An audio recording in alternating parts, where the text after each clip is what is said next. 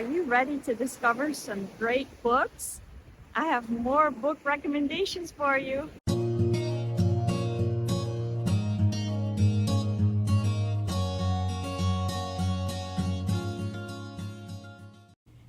Hi everyone, welcome back to my channel. Today is part 2 of my top 10 favorite books of 2023. Number 6 on our list is Annie John by Jamaica Kincaid. This is the story of Annie's transition from childhood into adolescence. It is written in the first person and digs really deep into all her intimate feelings. The writing style is unique because the metaphors almost take you into magical realism, but then it brings you back to the present moment and the concrete reality. For me, her relationship to her mother was the most accurate portrayal of a mother-daughter trauma bond I have ever read. This personal drama plays out with the backdrop of island life in Antigua, with all the folklore and the transgenerational trauma that comes with that. I cannot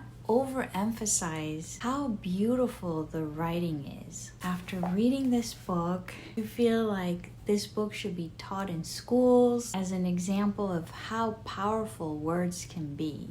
Number 7 on our list is The Sweetness of Water by Nathan Harris. This is a debut novel, but it doesn't feel like a debut novel at all. The story is set right at the end of the Civil War when the slaves have been freed, but it's a complicated time because the slave owners still have the same oppressor mentality, and the slaves who become free are still struggling with poverty and with the aftermath of slavery. The story revolves around various characters in a small town in Georgia. There are 2 brothers, Prentice and Landry, who grew up as slaves and just became free, but now they need to figure out how to survive. Then you have George and his wife.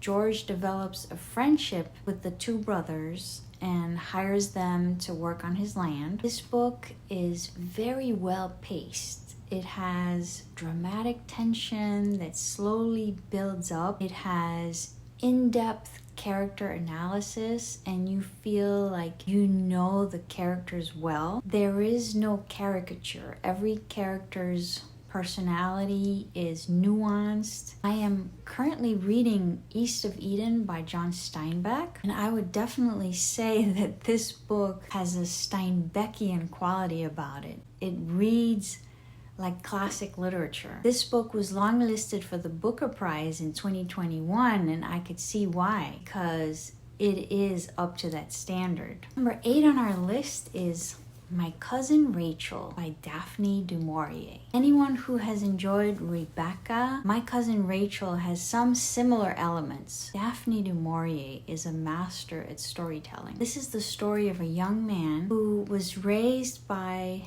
his older male cousin, and one day the cousin travels to Italy and ends up getting married. Then strange things start happening. The protagonist feels like the letters he receives from Italy don't make much sense. It feels like they contain cryptic messages that need to be deciphered. I won't say much more, but suffice it to say, this book will keep you up at night and will have you looking over your shoulder. Number 9 on our list is The Lottery by Shirley Jackson. This is a collection of short stories. Each story gives you this strange feeling that something isn't quite right. It's supposed to be considered horror in terms of the genre, but I would call it domestic horror because a lot of the stories are about a housewife or a young woman or a family, and the horror elements are not skeletons or monsters. It's more like the gaslighting by people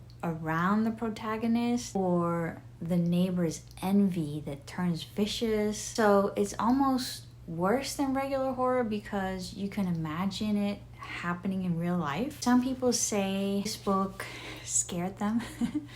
But I thought it was brilliant, and I felt a deep empathy for the characters and their struggles. Number 10 on our list is The Goldfinch by Donna Tartt. The Goldfinch is the story of a teenage boy who loses his mom. As soon as that one shocking and unexpected event takes place, his life just becomes very unpredictable. He moves in with a classmate's family for a while, then he moves from New York to Las Vegas for a while. The title of the book, The Goldfinch, is the name of a famous painting of a bird. It becomes a recurrent theme throughout the book, and it acts like a running metaphor for questions like what is freedom or what is happiness. What I liked about this book were the detailed descriptions of the protagonist's inner dialogue. Donna Tartt reminds me of Dickens in the way she is able to create a whole cast of characters and show their evolution over time, how they change because of what they've been through. This book feels like a book